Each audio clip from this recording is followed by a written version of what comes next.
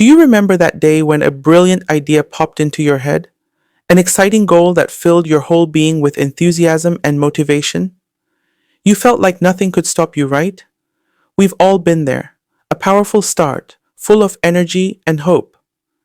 But little by little, a strange thing happens.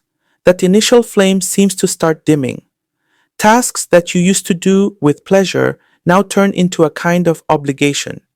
You feel an invisible force draining your energy, and that strong motivation slowly fades away. Sounds familiar, doesn't it?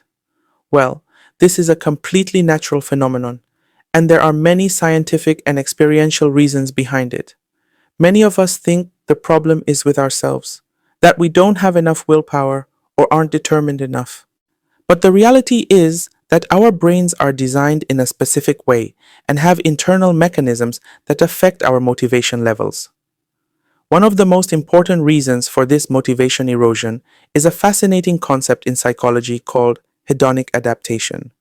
Let me explain it simply. Our brains love new things and react strongly to them.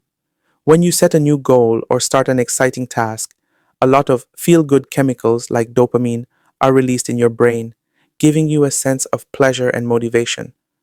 This is your initial fuel. However, our brains get used to these good feelings very quickly. It's like it says, okay, I get it, another new thing, and it no longer shows that initial reaction. As a result, that initial feeling of excitement and enthusiasm gradually disappears. It's like when you first eat a very delicious meal, you enjoy it immensely, but after eating it a few times, you don't have that same initial feeling. The food is still tasty, but you no longer say, wow, this is amazing. There's another scientific reason called expectancy value theory. According to this theory, our motivation to do something depends on two things. Expectancy of success. How likely do we think it is that we can successfully complete the task? If we think we don't have a chance, our motivation drops significantly. Value attached to the outcome. How much do we value the result? If reaching the goal isn't very important to us, we don't see a reason to put in the effort. Now imagine you encounter challenges and difficulties along the way. These challenges can cause your expectancy of success to decrease. On the other hand, the value of that initial goal might fade for you over time. Perhaps your priorities have changed, or that initial excitement has worn off. In this case, it's natural for your motivation to decrease. In addition to these, there are also experiential and environmental factors that play a role. For example, if those around you don't support you, if you constantly face unexpected obstacles, or if you don't see enough progress, all of these can act like a heavy weight on your motivation and gradually extinguish it. Now the question is, how can we build a lasting motivation that doesn't fade over time? The answer to this question lies in something very important: intrinsic motivation. You see, my dear, we have two types of motivation. One type is extrinsic motivation, like getting a reward, receiving praise, avoiding punishment, or reaching a specific status. These motivations can be very strong in the short term and get us moving, but they usually disappear when that external factor is gone. It's like when you study hard to get a good grade, but after the exam, that feeling of wanting to study is no longer there. But there's another type of motivation that comes from within ourselves. This is intrinsic motivation. We do something because we enjoy the activity itself, because it's interesting to us, because it gives us a sense of growth and learning, or because it aligns with our deep values. This type of motivation is much stronger and more sustainable because it's not dependent on an external factor. It's like someone who enjoys painting and spends hours doing it without anyone telling them to or offering a reward. Now, the science of psychology shows us how we can strengthen these intrinsic motivations in ourselves and others. A very important theory in this area is self-determination theory. This theory states that there are three basic psychological needs that, if met, allow our intrinsic motivation to flourish. Feeling of autonomy. We like to feel that we are in control of our actions and that we can make choices. When we feel forced to do something or someone is dictating to us, our motivation decreases. For example, if instead of having a mandatory list of tasks, you can choose which task to do first, you'll feel better and your motivation will be higher. Feeling of competence. We like to feel skilled and capable in the tasks we undertake. When we feel we are making progress and are good at what we do, our motivation increases.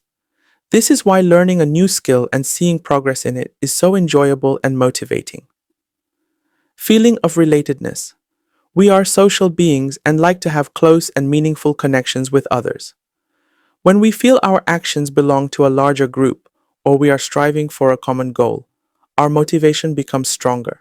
For instance, working in a close knit team where everyone is working towards the same objective can be very motivating. Now, how do these scientific findings relate to our experiences? It's very simple. When you think about the things you've enjoyed doing and were motivated to do, they probably met one of these three needs. Maybe you felt in control of the task, or you were learning a skill and making progress, or you were working with people you cared about. So, for our motivation to be sustainable, we need to try to design our tasks in a way that meets these three basic psychological needs as much as possible. This means giving ourselves and others the space to choose, providing opportunities to showcase their skills and make progress, and fostering a sense of belonging and connection with others.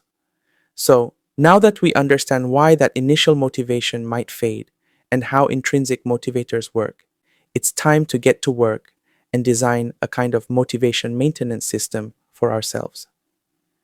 These strategies are both scientifically supported and derived from the experiences of successful people. Choose your goals wisely. So, try to choose goals that are truly important to you and that you genuinely want to achieve, not goals that others have set for you or that you think you should pursue. Set SMART goals. Specific. Know exactly what you want. Measurable. Be able to see your progress. Achievable. Not too far-fetched to discourage you. Relevant.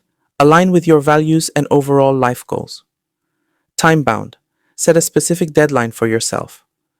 When your goals have these characteristics, you have a greater sense of control and your likelihood of success is higher, both of which are crucial for maintaining motivation.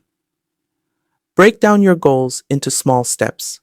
A big goal can seem very daunting and unattainable, and this can lead to a loss of motivation. But when you break down that big goal into small, manageable steps, each small step you take gives you a sense of accomplishment and strengthens that feeling of competence we talked about in self-determination theory. Imagine you want to read a 300-page book. Instead of thinking about the whole book, set a goal to read 20 pages each day. This way, you have a daily sense of satisfaction from completing a task. Celebrate your progress. Our brains love rewards. When you successfully complete a small step, even if you give yourself a small reward, you're giving your brain a kind of positive reinforcement that motivates you for the next steps. This reward doesn't necessarily have to be something material. It could be a short break, listening to a favorite song, or a word of appreciation to yourself. Challenge yourself. Don't pressure yourself. Remember, we said that the feeling of competence increases motivation. Appropriate challenges can create this feeling in us. A reasonable amount of difficulty in tasks makes us feel like we are growing and becoming more capable. But if these challenges are too big and unsolvable, they turn into pressure and destroy motivation. So, maintain balance. Keep your connections strong. We are social beings, and the support and companionship of others can be very effective in maintaining motivation. Connect with people who have similar goals, get help and motivation from them, and motivate them in return. When you feel you are not alone on a path, your motivation is much higher. Engage in continuous learning. When you feel you are learning and growing, your inner curiosity and interest stay alive. Try to constantly acquire new information about your goal, learn new skills, and find better ways to do things. This prevents monotony and keeps your motivation high. Be flexible and forgive yourself. No path is without obstacles. There may be days when your motivation decreases or you can't stick to your plan. In such situations, instead of blaming yourself, try to find the reason, accept your mistakes, and learn from them. Flexibility and kindness towards yourself are key to maintaining motivation in the long run. These are just a few of the practical strategies that, based on science and experience can help you keep that flame of motivation burning brightly and move towards your goals. Remember that building and maintaining motivation is an ongoing journey, not a destination. So be patient, trust yourself, and enjoy the process. Hehe.